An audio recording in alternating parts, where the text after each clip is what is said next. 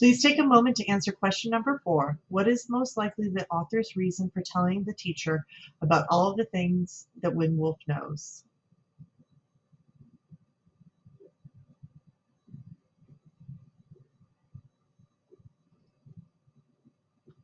He is not fluent yet because he is only 5 years old and required by law to attend your educational system. You learn your language, your values, your way of thinking, and your methods of teaching and learning. So you see, all of these influences together make him somewhat shy and quiet, and perhaps slow according to your standards. But if Windwolf was not prepared for his first tentative foray into your world, neither were you appreciative of his culture. On the first day of class, you had difficulty with his name. You wanted to call him Wind, insisting that Wolf was somehow must be his middle name. The students in the class laughed at him, causing further embarrassment. While you are trying to teach him your new methods, helping him learn new tools for self-discovery and adapt to his new learning environment, he may be looking out the window as if daydreaming. Why? Because he has been taught to watch and study the changes in nature. It is hard for him to make the appropriate psychic switch from the right to the left hemisphere of the brain when he sees the leaves turning bright colors, the geese heading south, and the squirrels scurrying for nuts to get ready for a harsh winter. In his heart, in his young mind, and almost by instinct, he knows that this is the time of the year he is supposed to be with his people, gathering and preparing fish, deer meat, and native plants and herbs, and learning his assigned task in this role. He is caught between two worlds, torn by two distinct cultural systems. Yesterday, and for the first time in 2 weeks, he came home crying and said that he wanted to have his hair cut. He said he doesn't have any friends at school because they make fun of his long hair.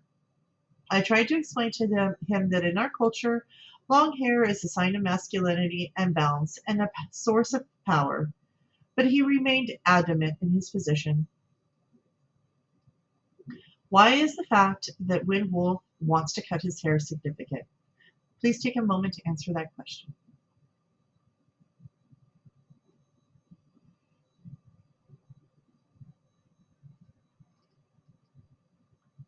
To make matters worse, he recently encountered her first harsh case of racism. Winwolf had managed to adopt at least one good school friend. On the way home from school one day, he asked his new pal if he wanted to come home to play with him until supper.